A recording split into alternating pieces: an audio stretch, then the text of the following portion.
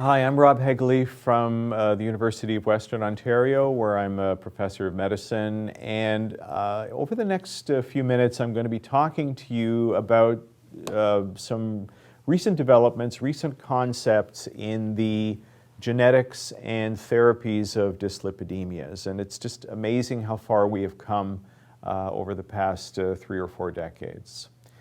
These are my disclosures.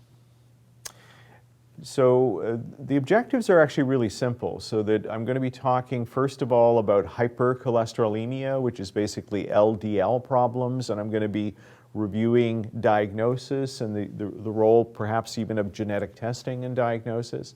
And then similarly for the other main lipid disturbance, hypertriglyceridemia, similarly the role or sometimes not the place of genetic testing, and then also therapeutic developments that give hope to our patients.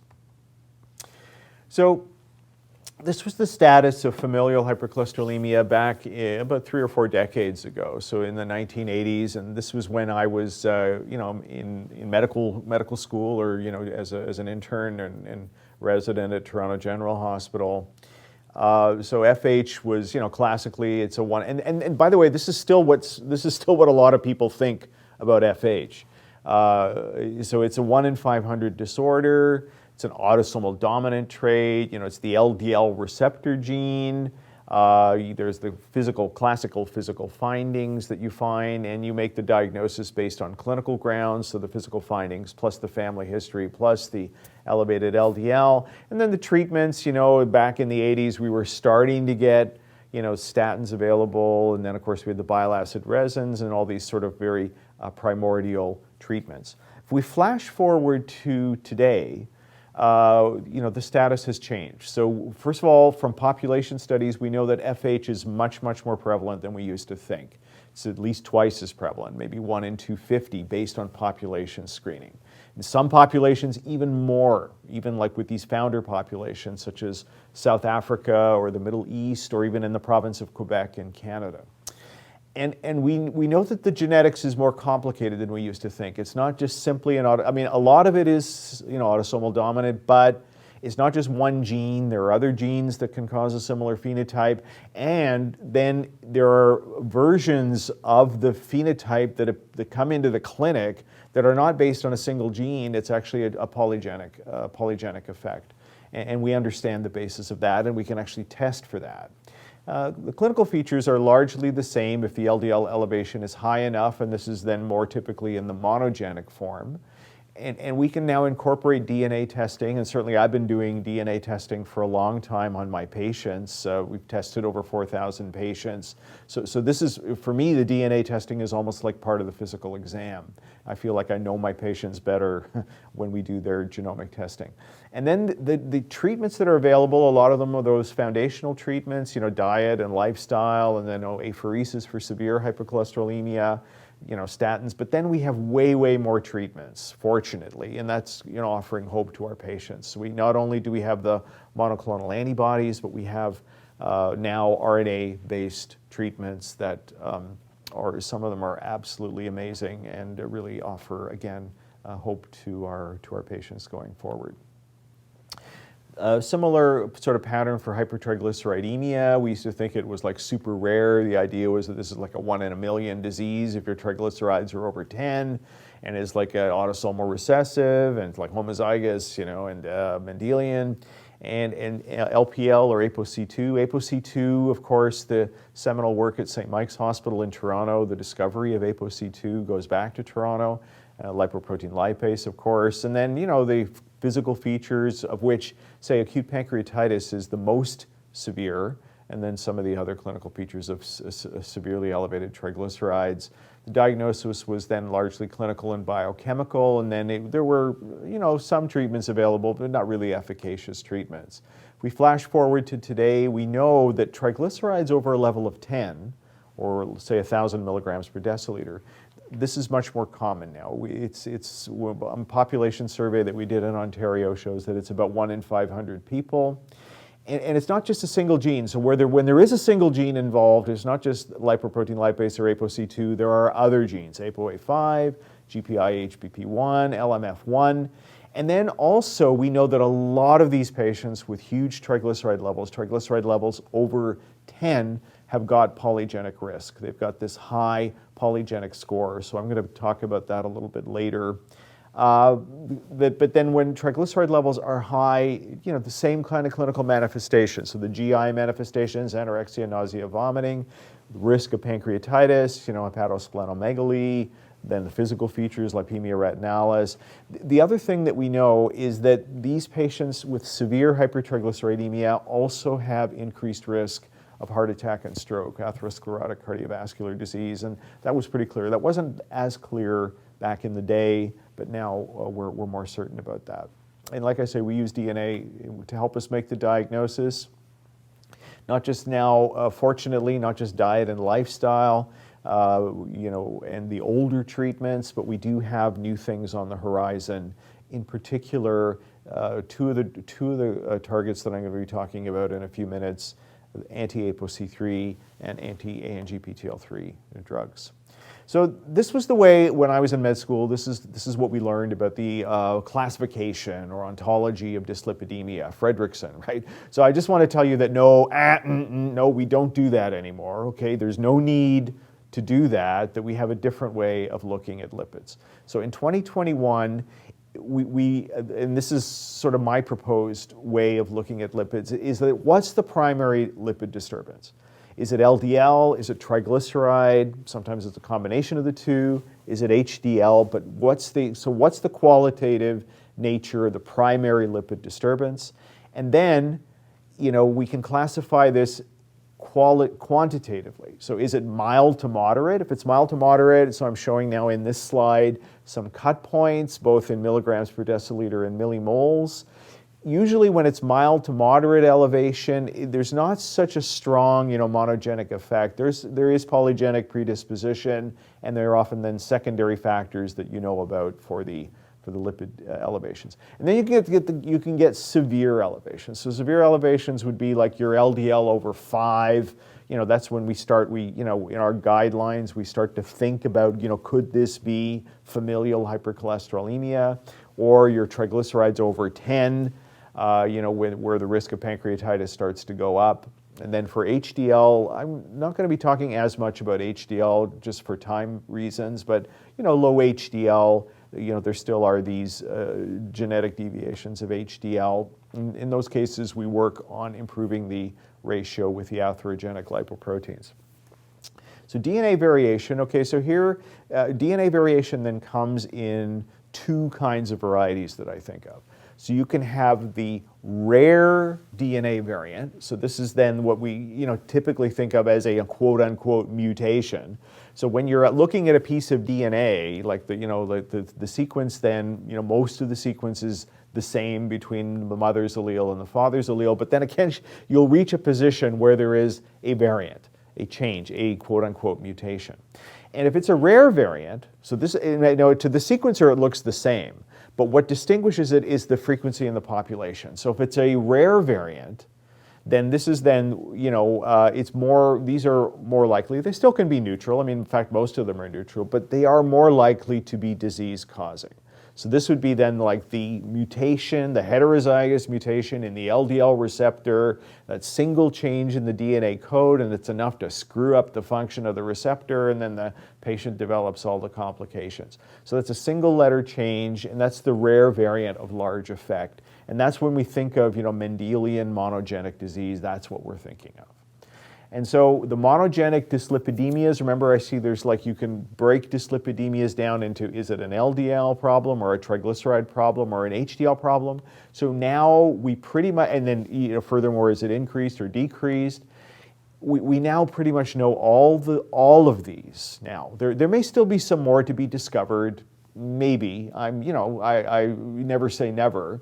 But I think we pretty much understand all of these monogenic dyslipidemias. And these are the genes that are shown here where, as in the prior slide, you get a single mutation, and that's enough to fully explain the phenotype. And you can then you can put them in a table like this. So then this shows the name of the disease, the name of the gene, the position of the chromosome, the genetic identifying number. So these are the high LDL disorders, the low LDL disorders, the high triglyceride disorders, the low HDL disorders, and the high HDL disorders. It turns out there are 25 disorders and 25 genes. Now, it's not quite a one-to-one match. Some genes actually can cause more than one disorder. Some disorder are caused by more than one gene, but just by chance, it works out that there are 25 genes and 25 disorders for these monogenic dyslipidemias. This is the genetic map of where they all map in the genome.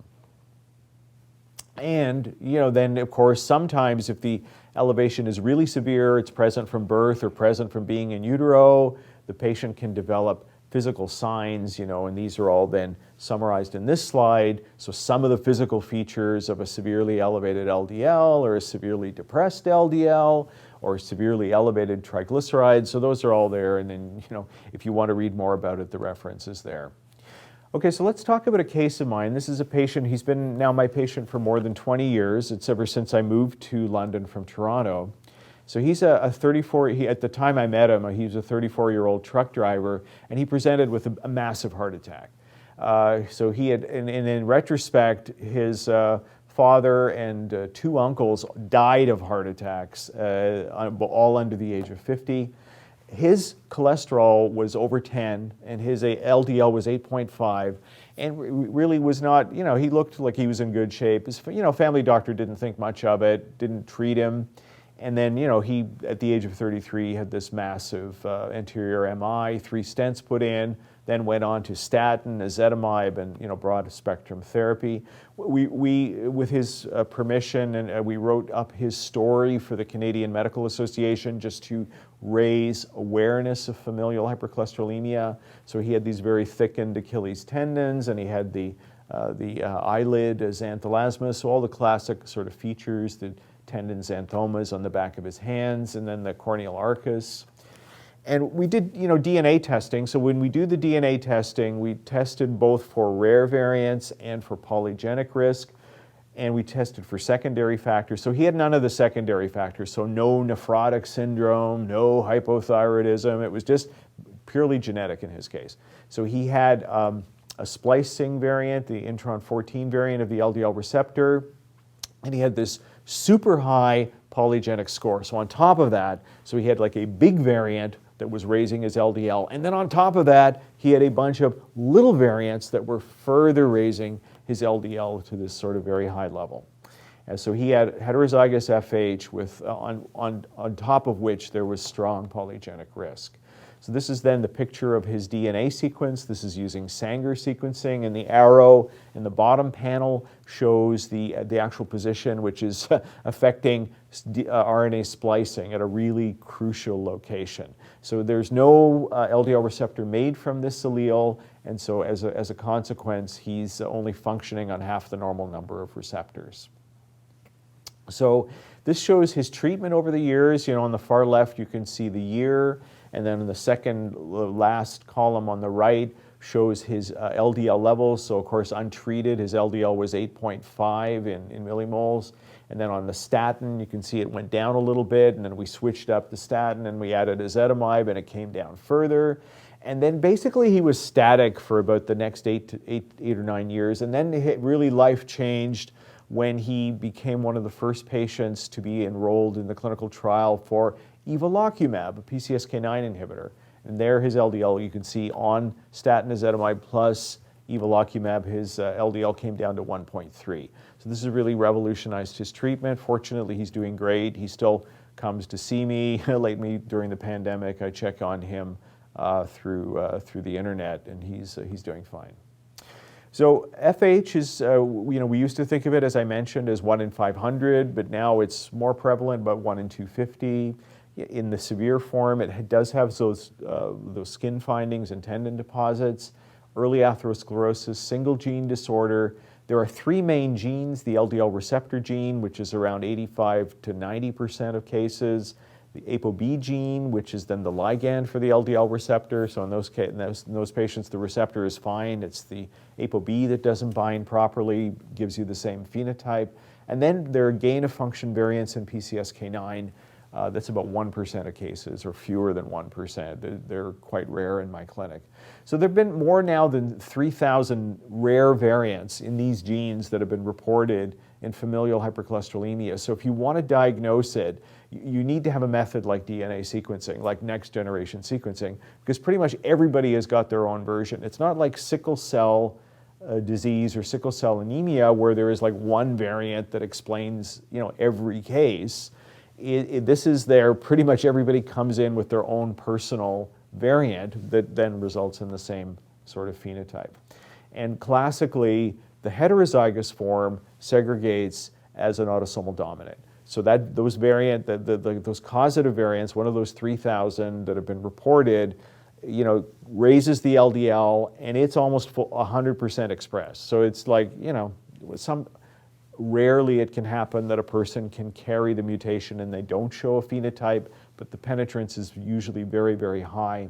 And so then it segregates. You can draw this kind of picture. The mother is affected. She's a heterozygous carrier. 50% of the children will inherit the variant allele and will also show the phenotype. Now, there's a special kind of variant. So I showed you the single letter change, which is we can easily pick up with most sequencing methods. But there are also these bigger changes where, in fact, it's not just a single letter. In fact, it's like the whole gene is missing, or a big chunk of the gene is missing. So to the med students, I call this holes in your genes. These are like copy number variants or DNA changes. So these copy number variants, this is a study that we did from our patients where you have to have a special method that's actually especially looking for these, because you will miss them if you're just like looking for one letter at a time, reading letter by letter, and then the whole book is missing, the whole gene is missing. How would you even know? So here you need to change your tuning parameters, and you need to be looking.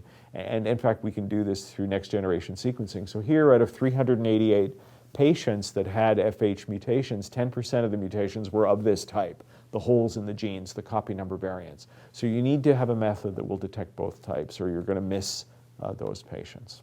So this is a map showing all the patients that I've seen in London, Ontario, since I opened my clinic here. And so in the middle of the slide is the map of the LDL receptor gene, and then all of those little letter codes, and shown by the arrows, those are a different DNA variant or a different mutation found in a different patient. So, and sometimes we see the same recurring variant a few times, but mostly everybody comes in, they've got their own version of the gene that's causing the phenotype. These are all heterozygous variants. So on the top of the map, those are all the small single letter changes, and then underneath are those copy number variants, the holes in the genes, the big variants where in fact like half the gene is missing, or a whole exon is missing, or something like that. So again, you need a method that will detect both.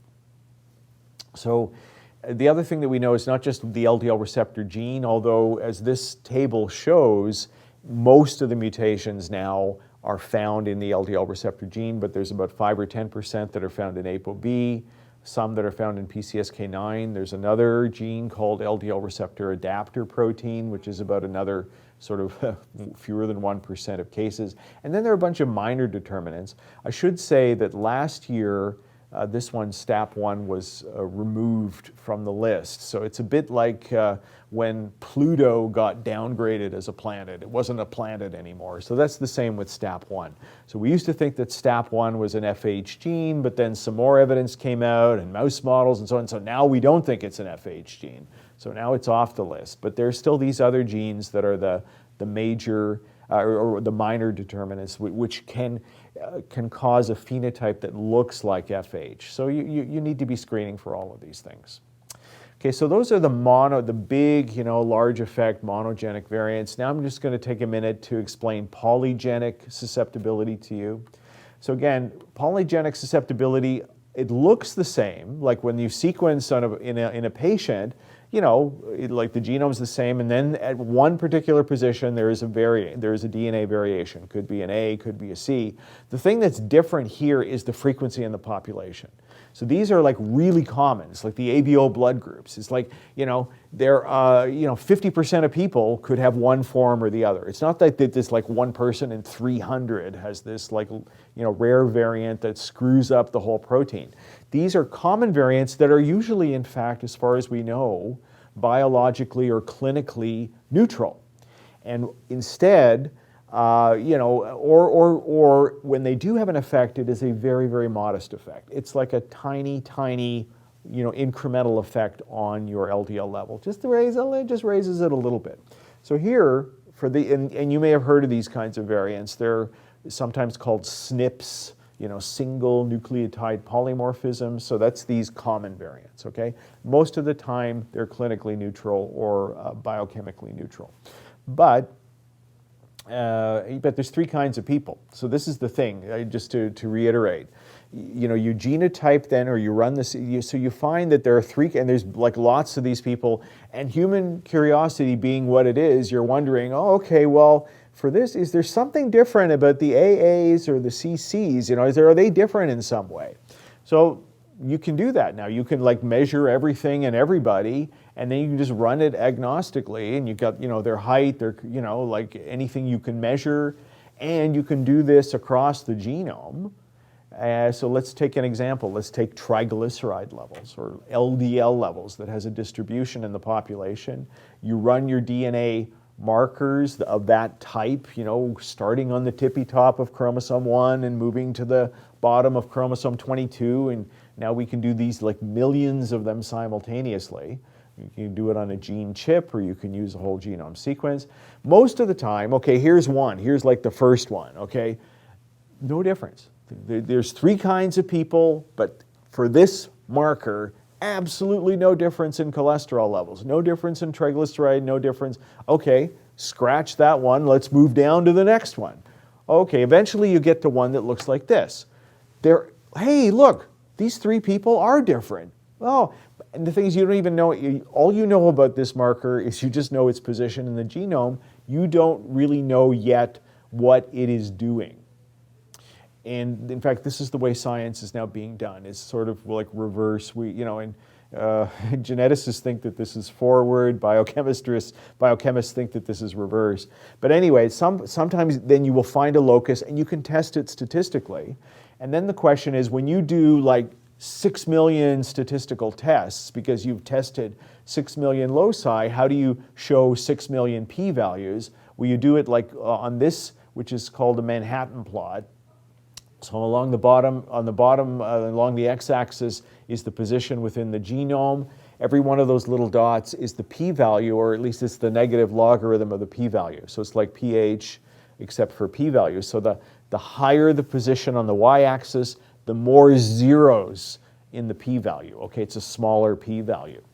And so you can see that there are then, in this example, some things that are sticking out. There's like, these peaks of significant p-values. You don't even know what the hell gene that is, but there's something going on there. So then you can go and, thank goodness we have the human genome map. It can tell us, oh, interesting, there's a zinc finger there. I never even knew about that there was a zinc finger there. And then look what it's doing. It's having some kind of effect on triglyceride levels.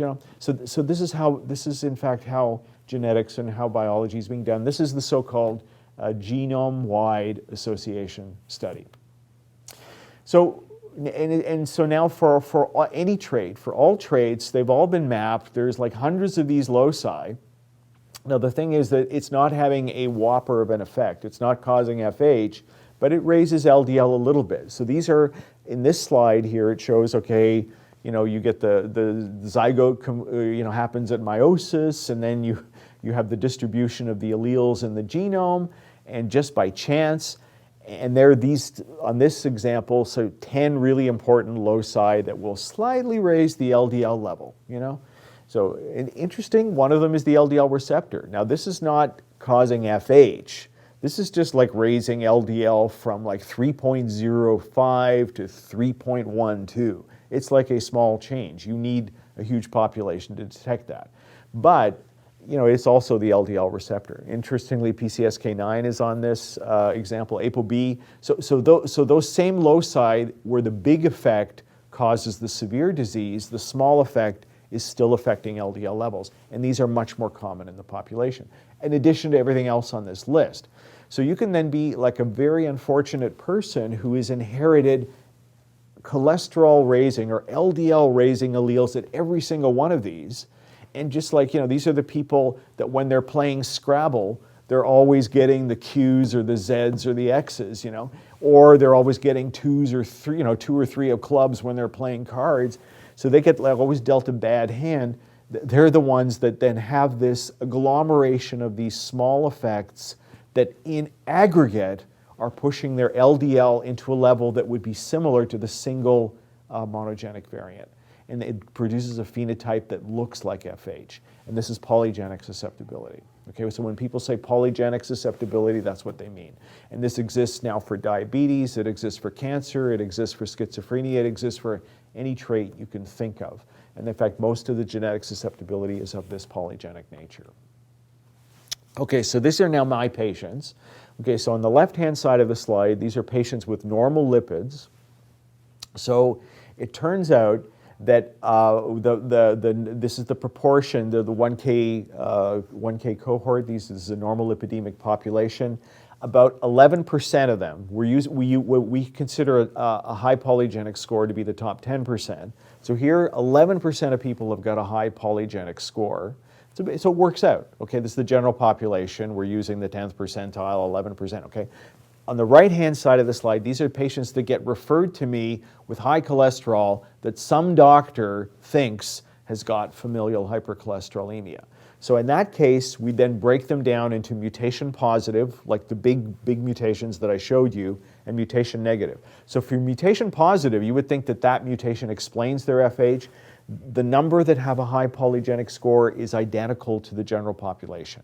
Okay, so there's no skew of the polygenic risk. But the ones that don't have a mutation, they've got high cholesterol, but they don't have one of those big league mutations, 3 times as many people have got a high polygenic score. Okay, so that's polygenic risk. Okay, now if we had used a less stringent cut point for the polygenic score, we could have gotten even higher percentage, but then the problem is that you're going into sort of percentages like, 25% of normal people will also have such a high polygenic score. So we think 10% is a good cut point therapeutically. So now most people don't have a polygenic score, but a lot of people do.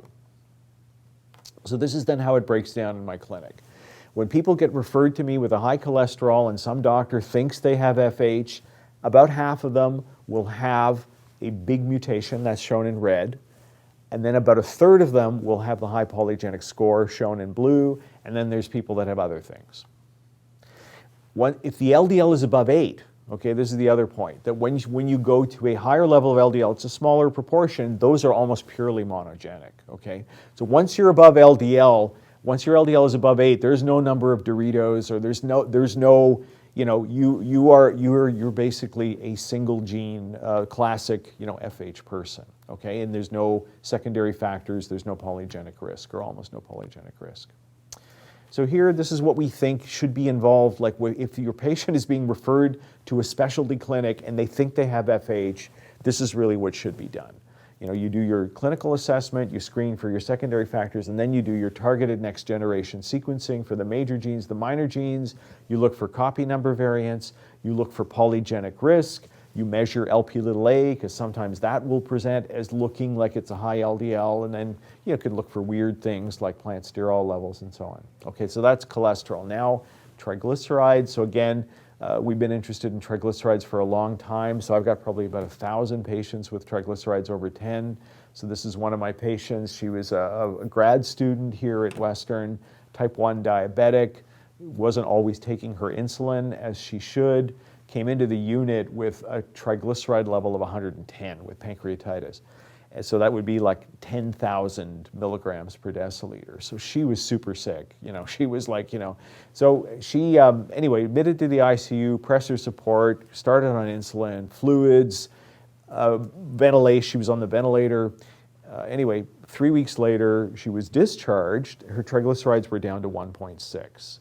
So she was then one of these patients that had genetic hypertriglyceridemia. So the triglyceride levels up to that range, those are chylomicrons, and that breaks down to these 5 genes. 80% of them are lipoprotein lipase gene, two alleles affected, biallelic. Then there's GPI, HBP1, ApoA5, ApoC2, LMF1. Those are the 5 genes that can cause this type of severe hypertriglyceridemia that puts the patient at risk for pancreatitis. But then in addition, you can also get the polygenic variety. So the polygenic variety that I showed you for FH, you can also get it for hypertriglyceridemia, and in fact, it's even more prevalent in hypertriglyceridemia. It's almost half of patients, depending on the cohort. So your diagnostic method has got to be looking for both, like whether it's high cholesterol or whether it's high triglycerides, it's got to be looking for both the rare monogenic variants that I first showed you. It's got to be looking for copy number variants, which is like 5 or 10% of cases. And then it's got to be looking for single nucleotide polymorphisms to build these polygenic scores. So this is then the flow through my clinic here at University Hospital. The patient comes to the clinic, we see them clinically, they get their, biochemical testing. We then take their DNA. Every patient gets a next generation sequencing, the gene panel. We test for monogenic assessment, we do polygenic assessment, and then when the patient comes back to the clinic, then we go over the results of the genetic testing with them. And we find that, in fact, if we know that they have a monogenic form, that actually helps, for instance, with insurance coverage for getting certain medications for them. Okay, so for FH, for patients that are referred with hypercholesterolemia, like I showed you, about half are monogenic, about 13 to 14% are polygenic, and then about a third we still don't know. For hypertriglyceridemia, fewer are monogenic. In fact, it's only about 1% that are classic recessive, about 14% are heterozygous, and then 32% are polygenic. The rest have got secondary factors, or we're still trying to figure out what they have. So now in the last few minutes, just therapies. So we know that there is genetic predisposition to these severe deviations of lipids. The ideal gene target is something that is secreted by the liver and that the levels are high, and the risk when the levels are high, the risk is high. And so then it's easier to knock something down pharmacologically than to boost it up. So if you can then knock it down, then you can reduce the risk. So for everything on this slide, PCSK9, when the levels are high, the LDL is high, the risk is high. ApoC3, when the levels are high, the triglycerides are high, the risk is high. LP(a), the same thing, the risk is high.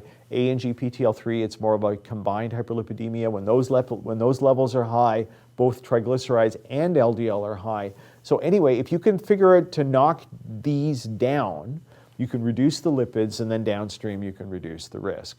And you can knock this down either with monoclonal antibodies or with RNA interference. So here's the general graphic for RNA interference. There's 2 ways of intervening upon RNA. You can do it with short interfering RNAs, which act within the cytoplasm and through something called the RISC complex that degrades the RNA. So that's when you hear siRNA. These drugs, just as sort of a shorthand for you, if you then kind of dyslexically take siRNA, you can kind of misspell it as Siran, S-I-R-A-N, Siran. So any drug that ends with Siran, inclisiran, that's an siRNA drug, okay? Then the other way to do it is actually to go into the nucleus to sort of abort the RNA before it even gets out of the nucleus, and that's using allele-specific oligos, ASOs. So those drugs end with sen or arsen. So Siran versus arsen. So for example, volanesorsen or pelacarsen. So those are ASOs, whereas inclisiran is a siRNA. Okay, so PCSK9, very, very briefly, there's a couple of ways that you can hit it. You can hit it either in the bloodstream with a monoclonal antibody, or you can now go inside the cell with an RNA interference drug and knock down the RNA. And so this is inclisiran. So inclisiran is this really, potential for being a game-changing therapy. Injection every 6 months lowers the LDL levels by an average of 50%. For triglycerides, the ANGPTL3 is really important, was originally identified because of its role in triglyceride metabolism, but in fact, the genetic studies show that people who are deficient in ANGPTL3 have got low levels of triglyceride and of LDL. So here, buprenorphine, so this is you can see Orsen, right? Orsen, remember I told you, so that's a ASO, that's an RNA drug, that's an ASO. So it works in the nucleus, it lowers ANGPTL3, it lowers triglycerides, and in other studies it lowers LDL. Evinacumab, that's again the same target, ANGPTL3, it's a monoclonal antibody. This drug was recently approved by the FDA for patients with severe hypercholesterolemia. So this is an all-purpose drug. It lowers triglycerides and it lowers cholesterol as well. ApoC3, again, elevated when triglycerides are elevated. Volanesorsen, remember Orsen, volanesorsen, so this is an ASO. It works, it lowers triglycerides by about 80% through reduction of ApoC3, presumably through liberation of lipoprotein lipase, although I don't believe that that's all it does, but that's currently what people think it does. There's a conjugated version of this that is more targeted towards the liver that can be used with lower doses. And then there's another siRNA that does the same thing, that lowers triglyceride levels. So this table here shows the 4 targets, which are lipid targets that either directly, well, mostly indirectly actually affect lipid levels. So PCSK9 affects LDL, ANGPTL3 affects LDL and triglycerides, Lp(a) is a direct lipid player, and then ApoC3 has an effect on triglyceride levels. So those are the actual molecules that are targeted by these therapies. The next columns then show the kind of evidence that supports these as valid drug targets. And then the next column shows the names of the drugs that are either available for you to prescribe or under development in clinical trials, that hopefully some of them soon will be available to prescribe, that are extremely effective in targeting and lowering in a targeted way only the target, because they're targeting RNA. And then the effect on lipids. And then some of them, we know the PCSK9 inhibitors reduce cardiovascular risk.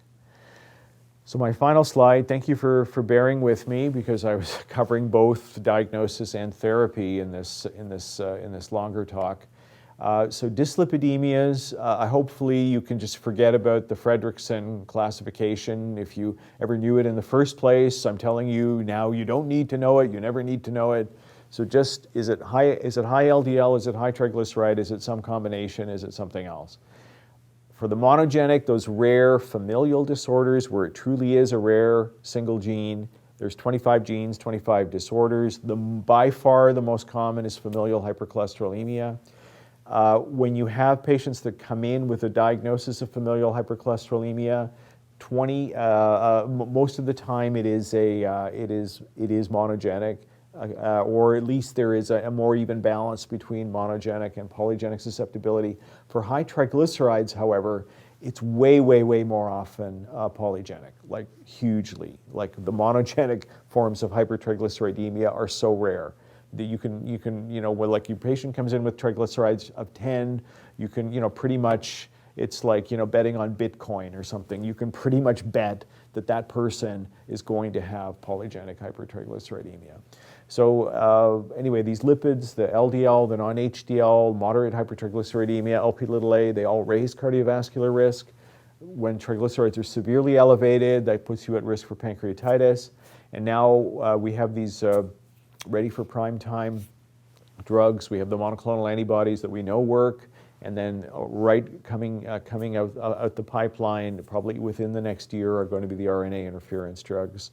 And it's an exciting time to be treating lipids. So I want to thank you for your attention, and also thank the organizers for inviting me to be part of this amazing symposium. Thank you.